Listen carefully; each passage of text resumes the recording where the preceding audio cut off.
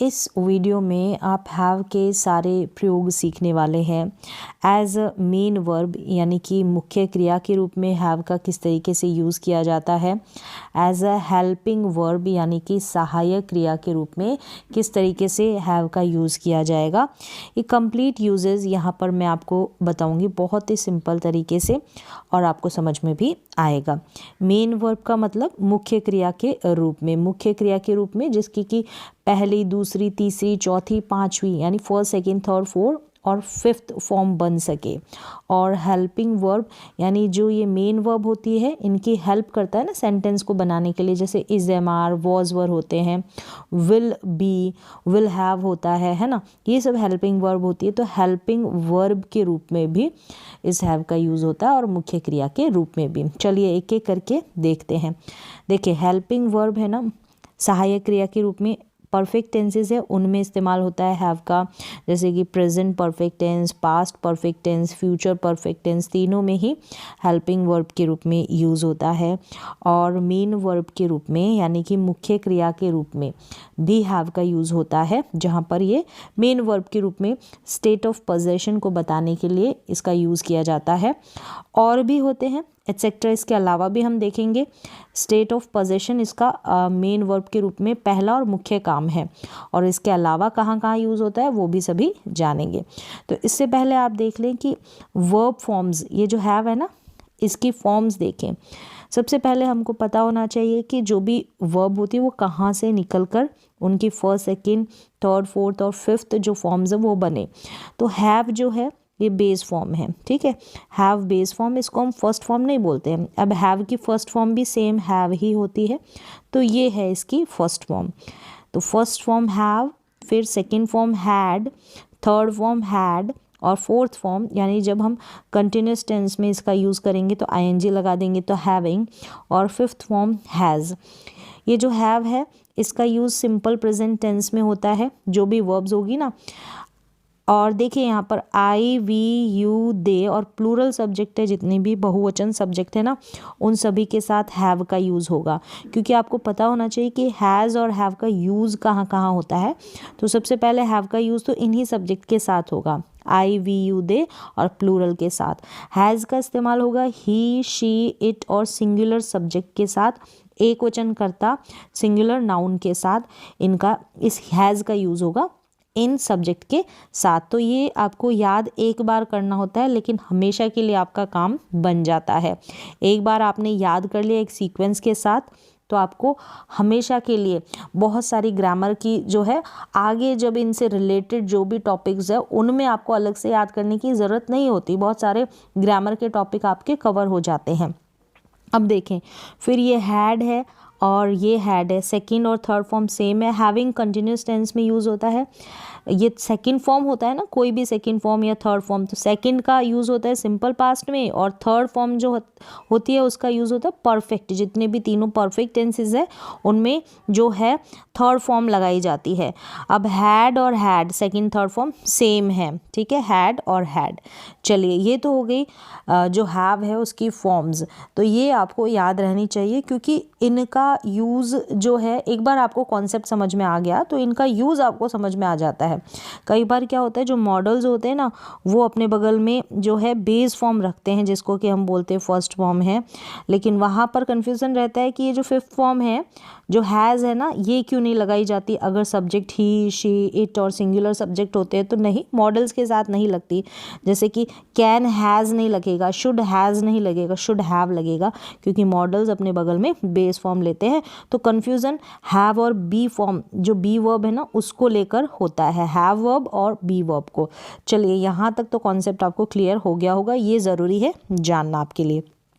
अब हम एक एक करके इसके सारे यूजेस सीखेंगे हैव के। देखिए हैव जो है हैज़ भी बन जाएगा अगर सब्जेक्ट ये वाले होंगे, ठीक है, ही, शी, इट और सिंगुलर सब्जेक्ट होंगे। और अगर पास्ट की बात करेंगे तो हैव हैड भी बन जाएगा। क्लियर है।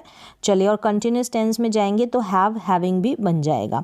सबसे पहले यहाँ पर देखें कि एज अ हेल्पिंग वर्ब यानी सहायक क्रिया के रूप में इसका यूज़, जैसे कि मैंने बताया तीनों ही परफेक्ट टेंसेज में इसका यूज़ होता है और ये ऑलरेडी आपने टेंसेज के कॉन्सेप्ट में सीख रखा होगा। जैसे मैं नाश्ता कर चुकी हूँ, कोई काम आपने परफेक्टली डन कर लिया तो आई हैव हैड ब्रेकफास्ट। तो यहाँ पर हैव है ना, ये जो हैड है ना, ये जो हैड, ये हैव तो हेल्पिंग वर्ब है। अब ये जो हैड है ना, ये मेन वर्ब है। क्या है? Main verb. अब इसमें कंफ्यूजन हो जाता है कई बार, क्योंकि ईट है ना, ईट, आई हैव, यहाँ पर ईटन आता, ईट की थर्ड फॉर्म, या टेकन आता। उसी सेंस में हम जो है हैव का यूज़ भी करते हैं खाने के लिए, खाने के सेंस में। तो यहाँ पर खाने वाली फॉर्म है ना, हैव का मतलब खाना, खाना, ठीक है, वो होता है। तो यहाँ पर इसी की थर्ड फॉर्म हैड ली गई है, ठीक है, थर्ड फॉर्म हैड ली गई है। तो हैड यहाँ पर मुख्य क्रिया का काम कर रही है। तो यहाँ पर बस एक सेंस आपको समझाना था कि हैव के बगल में हैड आता है। तो ये कॉन्सेप्ट रहता है कि ये जो एक हैव है ना, ये वाला हैव है, ये तो हेल्पिंग वर्ब है, और ये जो हैड है ना, ये हैड है मुख्य क्रिया, मेन वर्ब। ये देखिए, ये रहा, ये थर्ड फॉर्म लेंगे ना हम परफेक्ट टेंस में। यहाँ पर ये परफेक्ट टेंस है, इसमें हमने थर्ड फॉर्म ली हैड, खाने के सेंस में। आई हैव हैड ब्रेकफास्ट, ये प्रेजेंट परफेक्ट टेंस है। फिर है, अब इसी को हम पास्ट में लेकर जाएंगे ना, तो मैं चुका था, यानी मैंने नाश्ता कर लिया था या कर चुका था, इस तरीके से। तो यहाँ पर पास्ट परफेक्ट टेंस का सेंस जाएगा। तो यहाँ पर इसकी जो है यानी पास्ट परफेक्ट टेंस की हेल्पिंग वर्ब क्या है? ये हैड है, और इसके साथ हम थर्ड फॉर्म लगाएंगे तो हैड आ जाएगी। ये 2 बार हैड आया है, कई बार ये सेंटेंसेस आपके सामने आते हैं तो कन्फ्यूज़न हो जाता है। ये पहला हेड है ना, ये तो क्या हेल्पिंग वर्ब है, दूसरा हेड है ना, ये मेन वर्ब है। यानी खाने के सेंस में हम हैव का यूज़ भी करते हैं, तो हैव की जो थर्ड फॉर्म है वो हैड है। आई हैड हैड ब्रेकफास्ट, मैंने नाश्ता कर लिया था। यहाँ पर क्या है? हैज़, हैव, हैड और विल हैव के साथ वर्ब की थर्ड फॉर्म का यूज़ होता है। किस में? परफेक्ट टेंसेज में, तीनों ही परफेक्ट टेंसेज में। वह खेल चुकी है, अगर सब्जेक्ट शी है, वह है ना, शी या ही, तो हैज़ आ जाएगा। शी हैज़ प्लेड, प्लेड यहाँ पर थर्ड फॉर्म है, वर्ब की थर्ड फॉर्म, यानी मुख्य क्रिया है। हैज़ यहाँ पर हेल्पिंग वर्ब है। तो इस तरीके से आपने समझा कि एज अ हेल्पिंग वर्ब हम जो है कहाँ पर यूज़ करते हैं? परफेक्ट टेंसेज में, तीनों ही परफेक्ट टेंसेज में। चलिए अब आगे बढ़ते हैं। एज अ मेन वर्ब, यहाँ तक बस हेल्पिंग वर्ब में इसका काम देख लिया आपने। अब मेन वर्ब यानी मुख्य क्रिया के रूप में इसका रोल देखें। पोजेशन में पहला और मुख्य मोस्ट इम्पॉर्टेंट जो इसका काम है, पोजेशन, कोई वस्तु आपके पास है ये दिखाने के लिए हम यूज़ करते हैं हैव का। जैसे मेरे पास कंप्यूटर है तो आई हैव अ कंप्यूटर। ये जो हैव है ना, पास होने का सेंस दे रहा है, कोई भी चीज़, कोई भी वस्तु आपके पास है। और हैव के बाद में कंप्यूटर होना, कोई एक्शन भी यहाँ पर परफॉर्म नहीं होगा, कोई क्रिया नहीं होगी। हमने देखा था हैज़, हैव के साथ वर्ब की थर्ड फॉर्म लगती है ना, वो तो क्रिया है, लेकिन यहाँ पर कंप्यूटर एक वस्तु, एक चीज़ है, तो यहाँ पर क्रिया नहीं होगी। तो as a main verb have का यूज़ होगा। अगर यहाँ पर सब्जेक्ट चेंज होगा, जैसे शी होगा, उसके पास कंप्यूटर है, तो हैव का हैज़ बन जाएगा। शी हैज़ अ कंप्यूटर, जैसे मैंने वर्ब की फॉर्म्स में आपको सिखाया ना, वैसे उसके पास कंप्यूटर था, पास्ट है, तो हैव का हैड हो जाएगा। She had a computer, she had a computer. तो हैड यहाँ पर चेंज हो रहा है ना, हैव की फॉर्म, हैव की फॉर्म चेंज हो रही है, तो यहाँ पर मुख्य क्रिया है। हैड क्या है? मेन वर्ब है। अब यहाँ पर फ्यूचर में जाएंगे, होगा, कंप्यूटर होगा, तो she will have a computer. तो विल के बगल में हैव, विल के बगल में हैव आ गया यहाँ पर। क्लियर है? बस यहाँ तक आपने देख लिया कि एज अ मेन वर्ब हम हैव का यूज़ कैसे करते हैं। और थोड़ा सा डाउट यहाँ पर रहेगा जब नेगेटिव और इंटेरोगेटिव बनाएंगे, तो ये भी देख ले आप। डू नॉट और डज नॉट, अगर हम प्रेजेंट टाइम की बात करते हैं तो वहाँ पर तो हम डू नॉट और डज नॉट हेल्पिंग वर्ब का यूज़ करेंगे। यानी नॉट के साथ अगर नेगेटिव सेंटेंस बनाते हैं तो हमको एक हेल्पिंग वर्ब चाहिए होती है। तो यहाँ पर डू और डज है, बस यहाँ पर ध्यान रखना है ये प्रेजेंट में ही होता है इनका यूज़, प्रेजेंट इंडेफिनिट टेंस में। आई, वी, यू, दे और प्लूरल सब्जेक्ट है ना, याद रख लेना है।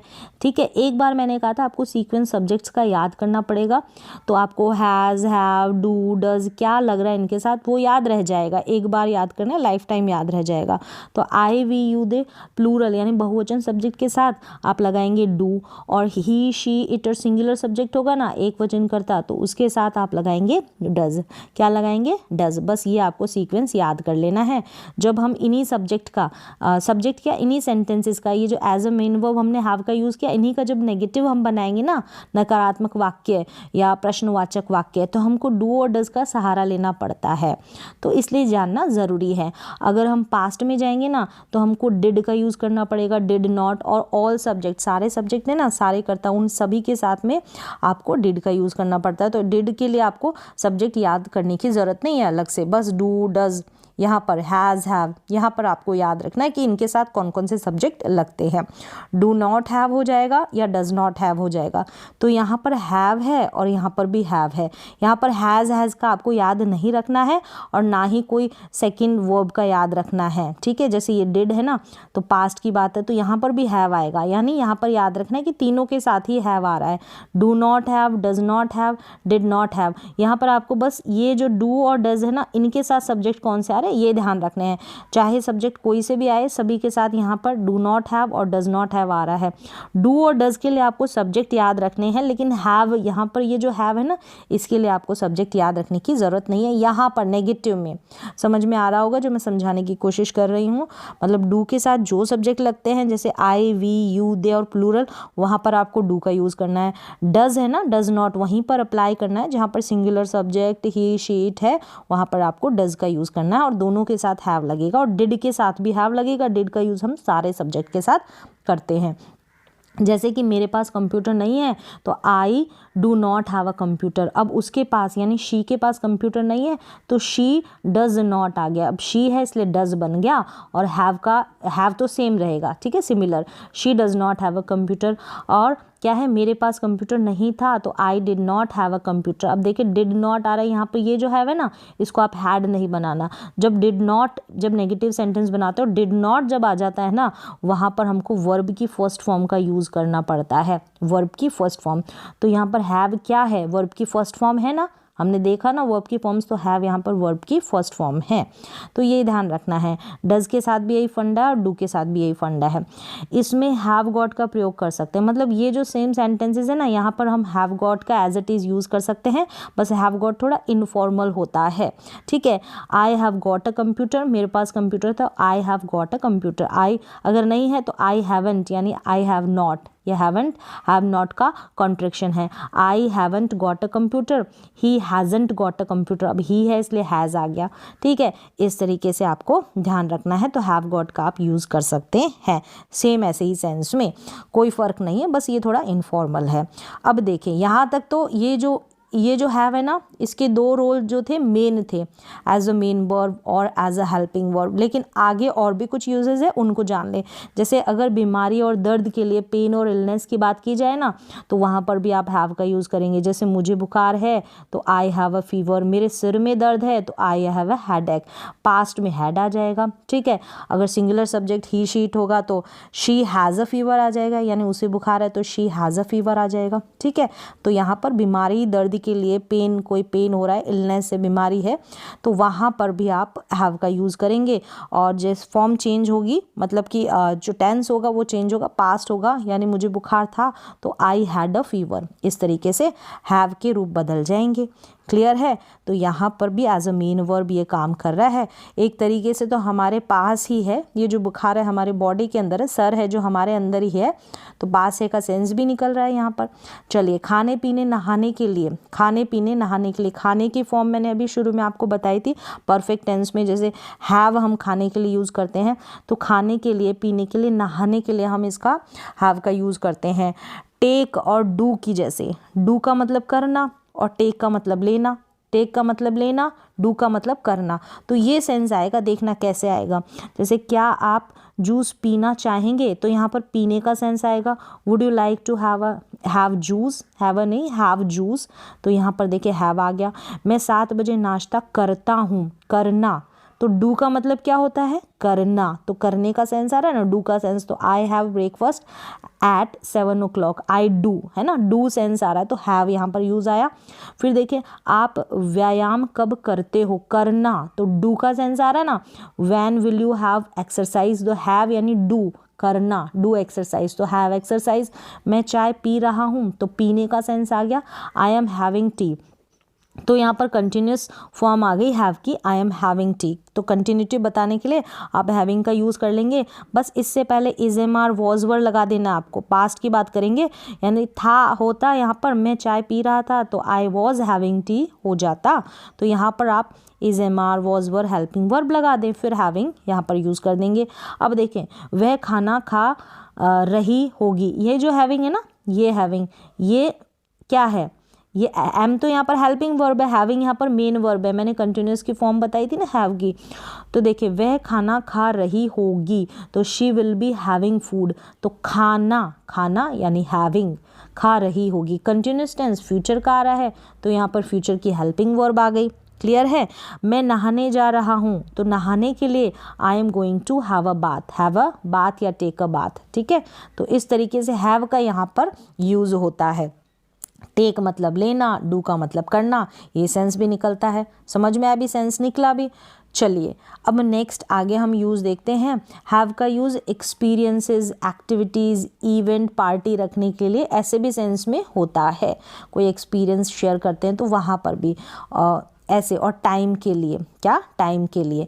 अब देखें यहाँ पर कुछ एग्जांपल्स। मैंने, यहाँ पर मैं एक सपना देखा था, नहीं, मैंने एक सपना देखा था, तो था तो हैव का यूज़ है, तो पास्ट में तो हैड बन गया, आई हैड अ ड्रीम। सपना देखना एक तरीके से एक्सपीरियंस का सेंस हो रहा है, तो आई हैड अ ड्रीम, मैंने एक सपना देखा था। तो सपना देखने के लिए भी हैव का यूज़ हुआ, फॉर्म चेंज हो गई, हैड आ गया क्योंकि पास्ट की बात है। क्या आपने बम्बई में अच्छा समय बिताया, तो यहाँ पर उसके एक्सपीरियंस की बात की जा रही है, वहाँ पर जो आपने समय बिताया, वहाँ पर एंजॉय किया, इस तरीके से भी।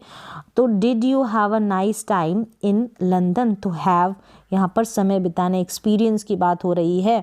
फिर है, वह पार्टी में बहुत अच्छा समय बिताती है, तो यहाँ पर पार्टी में मतलब एंजॉय करती है, तो उसके एक्सपीरियंस की बात है। पार्टी के सेंस में भी यहाँ पर यूज़ होता है टाइम के लिए। देखिए, टाइम के लिए, she has a great time, she has a great time at the party. तो यहाँ पर देखिए, पार्टी में अच्छा समय बीतता है, तो वहाँ पर भी हैव का यूज़ किया जाता है। तो वह पार्टी में बहुत अच्छा समय बिताती है, तो she has a great time at the party. अब यहाँ पर पार्टी रखने के सेंस में, जैसे कि हम अगले सप्ताह एक पार्टी कर रहे हैं या रख रहे हैं, कर रहे हैं या रख रहे हैं, इस सेंस में भी। तो we are having a party next week. तो यहाँ पर देखिए, हैविंग जो है कंटिन्यूस टेंस में इसका यूज़ हो गया है, हैव का। ठीक है, तो इस तरीके से कोई एक्सपीरियंस शेयर करते हैं, पार्टी रखने की बात होती है, पार्टी में एंजॉय करने की बात होती है, तो वहाँ पर भी, और सपने देखने की बात होती है, वहाँ पर भी हैव का यूज़ होता है। फिर देखिए, हैव टू का यूज़, ये तो आपने बहुत सीखा है, करना है, करना पड़ता है, करना पड़ेगा, ये यहाँ पर सेंस निकलता है हिंदी में, चाहे मजबूरी में, कंपलसरी हो, ज़रूरत है, उस सेंस में।